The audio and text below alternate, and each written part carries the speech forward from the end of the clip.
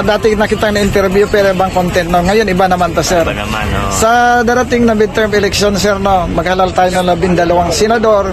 Senador Sa May 2025 election no. So dito sa 12 senador, tiyak may mag-endorso na dalawang grupo. Grupo ni Marcos at saka grupo ni Duterte. Kung kayo sir tatanungin, sino nasa puso niyo na susuportahan niyo? Senador? Opo. Grupo ni Duterte ba o grupo ni Marcos sir? Grupo ni Duterte na lang. Kayo po? Bakit sir? Sa kanila kasi medyo maganda yung team nila eh. Ay, Pag silang lahat may gumagalaw, lahat nagtatrabaho talaga pag sa kanila. So yan lang sir. Siguro. Sige sir, salamat. Yung team nila, okay. Ginagawa din po. Sagutin ko na lang yung mga tanong niyo. Sige sir. Sir, sa darating na midterm election sir no, ganito maghalal tayo ng 12 senador. Tiyak may mag-endorso noon na dalawang grupo. Grupo ni Marcos at saka grupo ni Duterte sir no. Kung kayo tanongin sir, sino na sa puso niya susuportahan niyo? Grupo ba ni Marcos o grupo ni Duterte sir? Masasabi sir, wala rin naman po kasi napupusuan sa dalawa eh. So, mamimili lang kayo sir ng isa sir. Pero opinion nyo lang ito sir. Wala rin kasi ako napupusuan sa dalawa. Pero kung sakali, mas pipiliin ko yung grupo ni Marcos. Ay, ganun po. Sige, salamat sir. Magandang umaga tayo no. Ano pangalan niyo tayo? Ito, yun yung paninda ni sir. Sido. Ganito yung paninda ni tatay dito sa may... Anong kalye ito tayo? Santa Elena. Santa Elena dito sa malapit sa 168 no. Tayo ganito katanungan natin no sa mga viewers natin. Masagasaan na. Thank you sir, Ado. Sa darating na midterm election no, maghalal tayo ng 12 senador no sa Mayo 2025 senatorial election. Ngayon ang tanong natin, kung kayo ang tatanungin, sino ang susuportahan niyo? Grupo ba ni Marcos o grupo ni Duterte sir? Yan lang tanong natin sir. Grupo ni Duterte. Grupo ni Duterte. So grupo daw ni Duterte sabi ni tatay no. Shout out sa kay tatay. Taga saan kayo tay? Taga Cebu. Taga Cebu. Shout out sa taga Cebu. Good morning. So, shout out sa mga taga Cebu. Magandang umaga. Meron kayong pwedeng i-shout out? Bakit sir piniling yung grupo ni Meron. Shoutout nga pala sa nanay ko sa Bulacau, Pardo, Kapangkalan 1. Sir, bakit napili niyo si dating Pangulong Duterte? Ay, maganda pamamalakad eh. Ay, ganun po. Sige sir, salamat ha. Magandang umaga no, ganitong katanungan natin sa survey natin ngayon no. Pulso ng bayan no. Ganito po sa darating na Mayo no, midterm election, maghalal tayo ng 12 senador no. Tiyak may mag-endorso na dalawang grupo. Oy, kalma dyan. Kung ang grupo ay grupo ni Marcos at saka grupo ni Duterte. Kung kayo tanongin sir, sino ang nasa puso niyang susuportahan?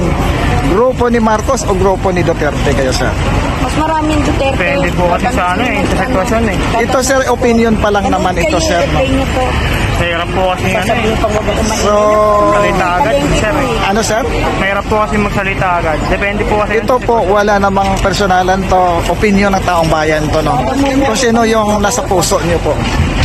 Pamimili ka lang sa dalawa ay hindi kami pwedeng himasokan yung inyong opinion. Mahirap po kasi sir sa akin na hindi ako makapagbitaw sir. Okay sir, salamat. Neutral kayo sir.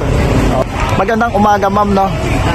Sa darating na May 2025 election, maghalal tayo ng 12 senador. Itong 12 senador ay tiyak may mag-endorso. Grupo ni Marcos at saka grupo ni Duterte. Kung kayo tanongin ma'am, sino nasa puso niyo ma'am susuportahan? Si Duterte. Bakit ma'am si Duterte po? May kababayan ko yun eh. Ganun po. Salamat ma'am ha. Shout out sa mga... Kababayan ko yun. Paglalaban ko kababayan ko. Ma'am, tingin ka muna ma'am. Sandali lang sa camera. Yan si ma'am. Maganda pala si ma'am. Ayaw tumingin. Thank you po. Baka Salamat ma'am ha. shout out. Baka may gusto kang shout out na taga Davao ma'am. Shout out basta. Ano ma'am? Ano ma'am? Hindi na ako mag-shout out basta kababayan ko Duterte talaga. Ayun si ma'am. Shout out. Ayan. Sir, good morning. Ganito tanong natin na harap lang sa camera sir no. Sa darating na May 2025 election no, maghalal tayo ng 12 senador. Tiyak may mag-endorse na dalawang grupo. Grupo ni Marcos at saka grupo ni Duterte. Kung kayo tatanungin sir, sino nasa puso nyo ang inyong suportahan? Grupo ni Marcos o grupo ni Duterte, sir? Pareho namang magaling. Pero pipili ka lang ng isa, sir. Kung sino yung napupusuan yun. Hindi pwedeng dalawa. Hindi pwede din. Oo, isa lang. Siguro para sa akin kay Marcos na. Kay Marcos po kayo. Yan, sir. Bakit si Marcos, sir? Subok na rin naman siya. Kay Pangulong Duterte, subok na rin naman. Kaya siyempre. Ano probinsya niya, sir? Ano kami sir? Dito na ako pinanganak. Sa Maynila. Oh, sige.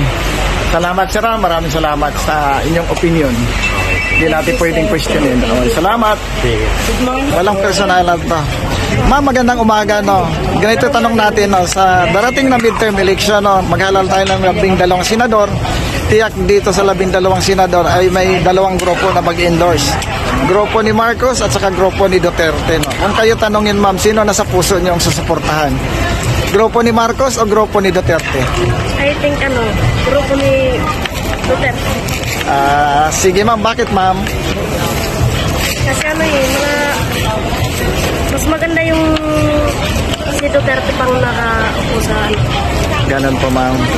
Yan lang po, ma'am. Shoutout mo, ma'am, yung kamag-anak mo. Taga saan kayo, ma'am? Leyte po.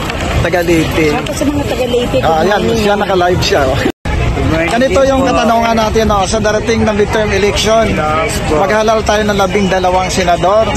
So, dito sa 12 senador, tiyak may mag-endorso. Grupo ni Duterte at grupo ni Marcos. Kung kayo tanungin at pamamiliin sino nasa puso nyo, suportahan. Grupo ni Marcos o grupo ni Duterte? Marcos po ako eh. Bakit, sir? Maganda po yung dating niya, pamamalakad po. Nino. Si Marcos po. Marcos Senior o Marcos Senior Junior? Labas si Senior dito. Yung Marcos Junior ngayon ang pinag-uusapan natin, sir. Marcos pa rin po. Okay, salamat. Hindi lang po. Magandang umaga, ma'am. Mabuhay po kayo, no? Ito yung opinion ng taong bayan. Kali survey sa aming live, sa aming channel, no? Sa aming vlog. So ngayon, ma'am, ito tanong natin naman. Sa darating na May 2025 midterm election, maghalal tayo ng 12 senador. Tiyak ay may mag-endorse. So, grupo ni Marcos at saka grupo ni Duterte. Kung kayo tanongin, ma'am, sino nasa puso niyo ang susuportahan niyo? Para po sa akin talaga si Duterte. Wow. Duterte Ganda ni ma'am. po. Duterte kayo, ma'am. Opo. Bakit, ma'am? Ano po kasi, yung mga platform niya po, like po yung mga servisyo niya po ginagawa niya po talaga, ginagampanan niya po talagang, kita naman po like, marami pong pagbabago sa Pilipinas. Ganun po, ma'am. Yes. Ano pa, ma'am? Ayun po, parang pong tinutupad niya po lahat ng mga sinasabi niya. Wala po siyang isang salita kundi may gawa. Kaya po, siya Umaga, ma'am, uli, ma'am, para dito sa kasama kong vlogger. Sa darating na May election, maghalal tayo ng 12 senador. Tiyak may dalawang mag-endorse. So, grupo ni Marcos at saka grupo ni Duterte. Kung kayo, ma'am, tanungin, sino nasa puso niyo, susuportahan niyo? Grupo ba ni Duterte. Bakit, ma'am? Yan lang ang nagustuhan ko rin. Sa grupo ni Duterte, ma'am. Salamat, ma'am, ha. Ayan.